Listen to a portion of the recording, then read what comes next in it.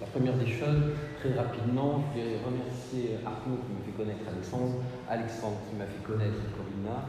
Je suis passé de l'ENDA à l'INSBA de manière complètement informelle. J'arrive un jour à la Sorbonne, alors qu'en fait, je me suis construit loin de toute forme d'enseignement. Très tôt, j'ai dit non à une forme d'endoctrinement que je ne souhaitais pas recevoir, mais dont j'avais conscience. J'avais 5 ans, et depuis, je me suis construit en parallèle.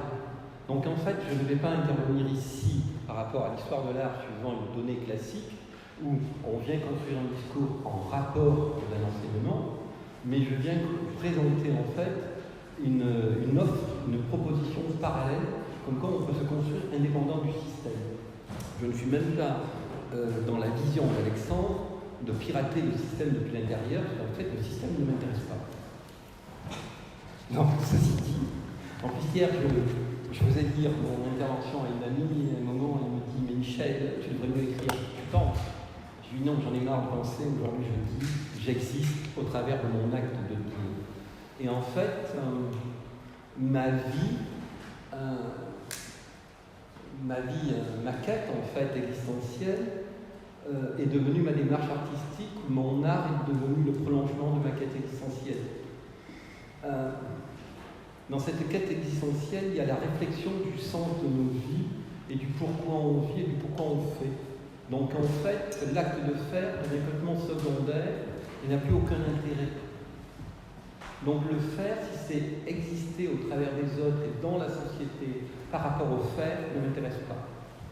Dernièrement, il y avait puisque je suis toujours inscrit aux ANPE, puisqu'en fait j'en ai marre, ma différence aura fait qu'une fois une conseillère de l'emploi me dit « Mais Michel, tu ne trouveras jamais de job. Au bout de 15 jours, tu vas te faire chier, tu vas te barrer. » Ou alors, ils auront peur que tu leur piques leur job de l'intérieur. Donc, ils ne vont pas te prendre pour ne pas prendre le risque que tu les fasses virer. Je dis « Et moi, je fais quoi en attendant ?» Donc, quand on est face à un contexte comme ça, finalement, on cherche à exister au-delà du système humain.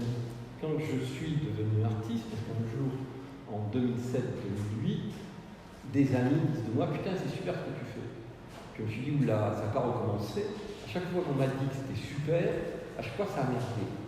Donc je me suis posé 2 questions en termes de concept, finalement. L'œuvre c'est quoi et l'artiste c'est quoi?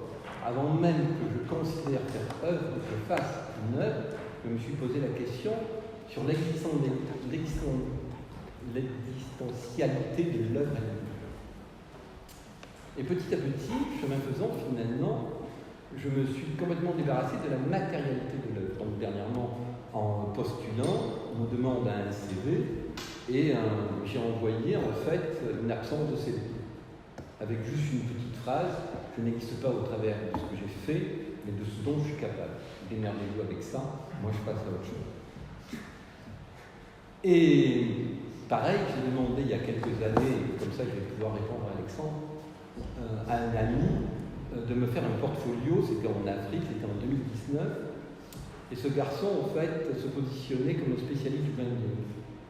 Et quand je lui ai demandé mon portfolio, je lui ai dit moi je suis un anti-marketing, je pense qu'en fait tous les problèmes de notre société sont basés en fait sur la marchandisation des choses, des mots. En fait, on vend l'idée dans quelque chose qui est détourné.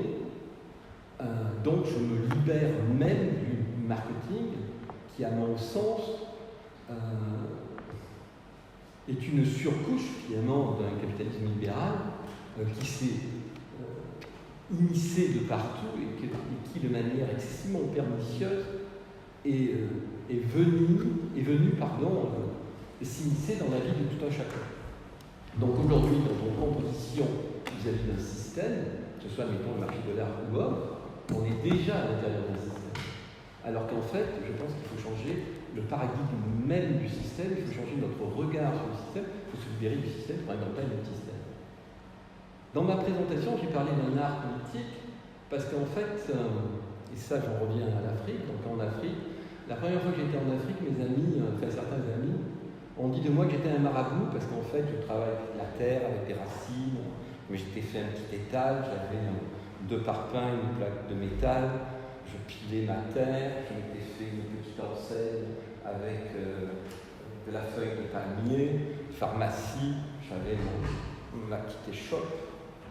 Et puis j'ai un copain qui a chopé le palu à qui j'ai offert mes médicaments, puisqu'en rentrant, je vais continuer à prendre des médicaments, donc je pouvais lui donner. En arrivant, j'irai chez le pharmacien. Et puis en fait, marabout, ça ne me plaisait pas, je n'arrivais pas à m'installer à l'intérieur. C'était trop large. Donc j'ai posé la question à notre ami, enfin à plusieurs, en leur disant est-ce qu'il y a un mot qui pourrait mieux me définir? Et finalement, il y a un copain qui a dit de moi que j'étais le Caramago des mots. Et donc le Caramago des mots, ça vient des premières civilisations maliennes. Et en fait, c'était le cueilleur-chasseur. Et ce qui est intéressant, c'est que avant de pouvoir aller cueillir et avant de pouvoir aller chasser, il est important de savoir, de connaître le système. On connaît le système parce qu'on connaît le système parce qu'on l'a observé. On connaît le système parce qu'on sait qui il est. Et à ce moment-là seulement, on peut prélever parce qu'on sait qu'on sait ce qu'on va prélever sans ne rien abîmer. Et donc, il y a déjà une préservation de la nature avant même l'œuvre. Là, dernièrement, j'étais en Afrique, j'ai participé à une résidence où il fallait recycler. Mais enfin, je me dis, attends, avant de recycler, il faudrait essayer de ne pas avoir à créer des déchets. Donc, je mets toujours, en fait, la réflexion en amont. Donc, pareil, dans l'art visuel, c'est pas de me positionner par rapport à la production d'œuvres et de me libérer de la production d'œuvres qui m'intéresse. C'est de penser le sens même de la création dans son processus. Et finalement, est-ce que la réflexion qui précède la création n'est pas plus importante que la création elle-même? Du coup, dans mon intervention, donc au début, on m'avait dit que tu avais 25 minutes, j'ai essayé de le limiter à 26.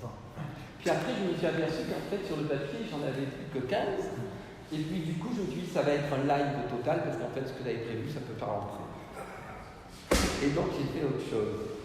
Et donc, le jour où j'ai appelé Corinna pour autre chose, elle me dit, tiens, est-ce que tu veux participer au colloque? J'ai réfléchi un instant avant de dire oui. En même temps, je me disais, bon, là, il y a un enjeu, donc il faut que tu sois à la hauteur. Et du jour où elle m'a dit ça, j'ai continué à lire, comme je le fais tous les jours, des tas de choses, et d'annoter tous les articles qui pouvaient m'intéresser. Donc sur un peu plus de 300, j'en ai retenu, on va dire 150, sur les 150 j'en ai retenu 50, et finalement j'en ai peut-être gardé 40. Et ça va du quantique, parce qu'en fait, par rapport à la proposition qui était faite dans Doxa et Paradoxe, je pense qu'on vit toujours à l'intérieur de nos 2 extrêmes et que c'est la virgule qui va nous permettre finalement de s'intégrer, de nous adapter, de nous construire à l'intérieur d'eux. En fait, je ne suis pas dans un système où on va se renier par rapport à quelque chose, où on va rejeter quelque chose. Mais comment on va finalement être réellement audacieux et on va essayer de proposer autre chose. Donc quand j'étais en Afrique, cette dernière résidence, j'arrive, j'avais un truc qui était prévu, blindé dans ma tête. La veille, je vois le directeur technique de l'Institut français. Je lui pose la question, est-ce que demain je peux avoir une grue, un élévateur, enfin un truc imposant, pour aller pendre un arbre, la tête à l'envers, les racines déracinées, mais avec des bouteilles d'eau, suspendues à 7 mètres de haut. Sur le principe, il me dit oui, en fait, le lendemain, quand j'arrive, je m'aperçois que c'était un oui très sympathique, mais totalement informel. Donc, j'ai dû faire autre chose. Pareil, j'avais prévu de présenter un travail à partir de racines, et le matériel n'était pas au rendez-vous, j'ai dû faire autre chose. Et à chaque fois que j'ai fait autre chose, cool, on ne peut pas grave, on fait autre chose. Et donc, on s'aperçoit bien que la matérialité de l'œuvre n'est pas intéressante. En fait, la matérialité de l'œuvre, elle est juste un modèle de société qui s'est imposé à nous et que l'on suit. En fait, on peut très bien se libérer de l'œuvre, on peut très bien se libérer de l'histoire de l'art, on peut très bien se libérer de l'art. Moi, le marché de l'art ne m'intéresse pas. La première fois que je suis allé en Afrique, j'avais proposer le principe de clause spéculative. C'est-à-dire que je voulais bien vendre des œuvres, mais avec une clause anti-spéculative.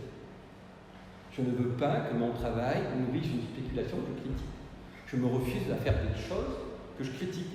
Ce système me gonfle par bien des côtés, je n'adhère pas. Je ne vais pas sur Google, je ne vais pas sur YouTube. Moi, ça me gonfle de voir des vidéos. Je veux lire. Je veux prendre le temps de la lecture. Je veux prendre le temps de la réflexion. Je veux que chaque mot s'additionne les uns derrière les autres. Je ne veux pas qu'on me nourrisse. Je me suis refusé à une nourriture que je récusais. Donc je ne vais pas le faire maintenant. Donc tout ce principe de vie fait que, aujourd'hui, finalement, je me suis révélé donc artiste invisuel, puisque Alexandre n'avait pas voulu de moi à l'époque. Grande journée avec mon ami Michel et Michel. Nous avions fait acte d'opposition dans notre volonté de ne pas accepter votre système. Donc même à l'intérieur de l'ENDA, on a essayé de modifier le système. Mais en fait, c'est un peu le mot de ma fin, l'œuvre invisuelle, à mon sens, est une œuvre de toute référence, elle est libre de toute référence. Et c'est à vous de construire vos propres références pour construire votre propre œuvre. Et après, quelle que soit sa forme, moi j'ai pas de but, j'ai pas d'objectif, donc je suis complètement open. Pareil, dans mon texte, à un moment, je fais référence à l'ami psychiatre. Un jour, en parlant avec lui, je lui dis, mais en fait, je voudrais me libérer de ceci ou cela, je veux me désinhiber. Il me dit, tu peux pas, t'es pas inhibé. Donc en fait, c'est une chance d'avoir vécu en parallèle, c'est aussi une difficulté, parce que cette liberté, elle est la somme de mes interdits. Mais quand j'ai découvert l'ENDA, pour moi, ça a été juste du plaisir, quoi. Je rencontrais des gens qui finalement parlaient le même langage que moi. On le sait avec Alexandre. Moi, je ne suis pas du tout dans ce discours institutionnalisé à l'intérieur duquel je ne me retrouve pas, parce que je critique l'institution. Donc, je ne veux même pas utiliser le système pour critiquer le système de l'intérieur. Je veux juste construire un parallèle en montrant que ce parallèle existe uniquement par sa propre existence. Donc sans revendication, mais avec un acte politique dans le sens où, pareil comme je l'ai dit en Afrique sur mon dernier voyage, les religions et l'économie divisent et l'art rassemble. Donc pourquoi est-ce que l'art ne deviendrait pas un acte politique qui pourrait recréer du commun indispensable, à mon sens, dans notre société. Pardon ? Il reste 1 à 2 minutes. Non, mais je vais laisser aux autres. Non, enfin, je pense que mais en tout cas, c'est une très belle fin. C'est-à-dire que l'art a plus doit viser la réalité. Ah, mais pour moi, l'art, c'est la vie, donc tu l'as écrit. Et moi, je ne fais pas de dichotomie entre les deux. De toute façon, je ne peux pas être artiste et être moi. Je suis un tout. Et je ne me vois pas autrement que comme ça. Pareil, la question de la rémunération en art, je ne la comprends pas. Parce qu'en fait, dès qu'il y a une rémunération en art, ça devient un art de production. Donc si c'est un art de production, c'est plus une œuvre, parce qu'elle est plus unique. Ça, c'est discutable. Hein. Oui, non, mais c'est un point de vue. Moi, de toute façon, je ne me considère pas comme un sachant. À chaque fois que je vais là-bas, je propose de disposer, je fais ce que j'appelle mes agoras. Je me suis créé tout un ensemble de vocabulaire. Le dernier mot que j'ai créé, c'est les ordonnances art ramenées au Canada, où en fait, depuis novembre 17 ou novembre 18, j'hésite, je pense que c'est plus 18. Donc la notion d'ordonnance thérapeutique pour des visites de musées est admise et remboursée. Et donc, moi, maintenant, je fais les ordonnances. Putain, toi, il te faut au moins 15 jours d'immersion complète en terre inconnue. Et donc, je vais t'envoyer dans telle tribu, à tel endroit, de telle à telle. Et je crois qu'on a besoin de lâcher notre système pour s'immerger, mais simplement dans une expérimentation. Je ne produis pas, mais j'expérimente. Tout mon travail, j'expérimente ma vie, quoi. En fait, je ne me lasse pas, parce que du coup, chaque jour est un nouveau jour. Comme j'avais dit à l'ENDA, mourir chaque